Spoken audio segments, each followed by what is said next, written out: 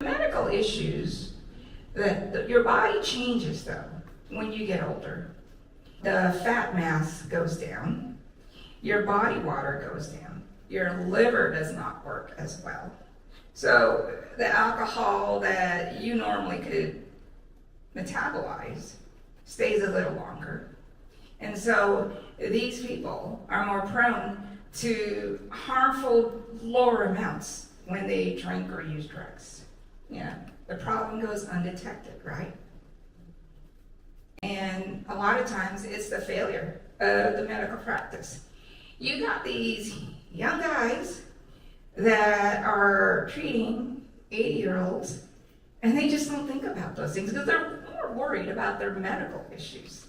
So there is a lack in screening, lack in guidelines on how you assess an elderly patient with substance use. And their medical problems can mimic alcohol, okay? Things like diabetes, when their sugar is out of whack. You'll see that in alcoholic. There's such a thing as alcoholic heart, alcoholic cardiomyopathy, liver problems, memory, and changes in mood. So all those things should trigger someone to say, hey, are you drinking or are you using any drugs? But in the short time that we see these patients in a medical setting, we don't, because we worry more about whether their blood pressure is high without thinking about like, there's something going on that makes the blood pressure high. And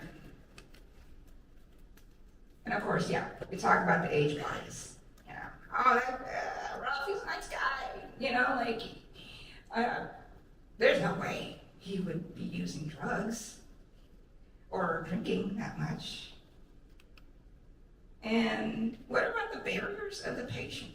Unfortunately, almost half of people 65 and over lack the motivation to even begin to consider treatment. And this is one of the reasons, stigma. You know, but what if I tell my friend that I'm addicted to drugs or pink pills or alcohol? What will my neighbors think? Another issue is logistical barriers. I love this picture.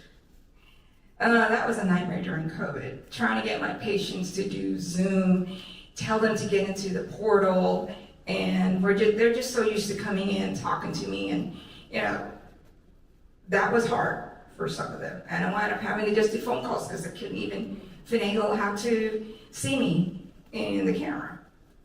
So those are logistical barriers. They can't navigate the system as well. Transportation. Sometimes they're not allowed to drive, and they don't even know where to go for help. And they think they can't afford treatment because a lot of times Medicare will not pay for residential treatment in these private facilities. Okay, so this is us. How do we detect substance use? When a patient is complaining of insomnia, depression, anxiety, irritability, we have to think about, you know, we ask this among our young people. Are you drinking? Are you using drugs? Cocaine? Those kinds of things. These things you can see when a patient complains of nausea, vomiting, poor coordination, tremors, and falls. I put falls last because I had a patient. She was in her 70s, sweet old lady. And I wanted her to come in the office to do some treatments every day. She couldn't come because she was falling all the time. And I thought, okay, go talk to your doctor about that. And then 6 months later, she fessed up, I've been drinking, doc. You know, I am also guilty of that. Because she never told me she had an alcohol problem. But maybe I should have kept asking each time she came in, are you drinking? I'm sure she would have been honest with me, but she didn't want to report it. So yeah, these are the things that you can see when a patient walks in. Unexplained injuries, bruises, falls.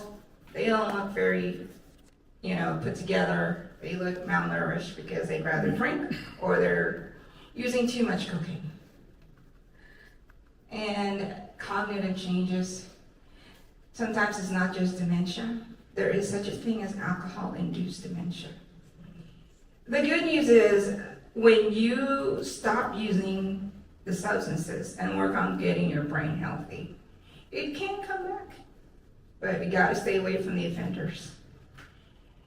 Patients start to withdraw from social activities, and they're causing a bunch of chaos in the family. They're like, I don't know what's wrong with grandma. Why is she so mean lately? But with the doctors, when they start asking for refills early, and they will often say, well, that's not enough. You know, I need some more. And, you know, we go up to the safest level and we don't question it. So, this is going to be one of the things we can use to detect alcohol use in the elderly. And it's specific for alcohol. It's called MASG. I'm just going to go through it real quick. But I think it's important for us to understand some of the questions I asked. I mean, it's really simple stuff. Do you underestimate how much you drink? Do you skip a meal after you drink because you're not hungry? Does drinking take away your shakes? Does alcohol causing memory loss? Do you drink to calm your nerves? Do you drink to take your mind off problems? Are you drinking more after you experience the loss of a loved one? And has your doctor expressed to you, hey, I think you're drinking too much, or worry about it? Have you made rules to tell yourself, I'm not gonna go more than, I say, 2 drinks? So you already started to tell yourself, maybe you recognized it. And does the drinking alleviate your loneliness? What number would you think you need to answer yes to in order to say it's positive? Go on. Anybody else? Sorry? Yeah. Okay. So believe it or not, you only need to answer yes to 2 or more. Yeah. And this is not saying you're an alcoholic. It just says there's a problem and we need to deal with it. We need to get ahead of it.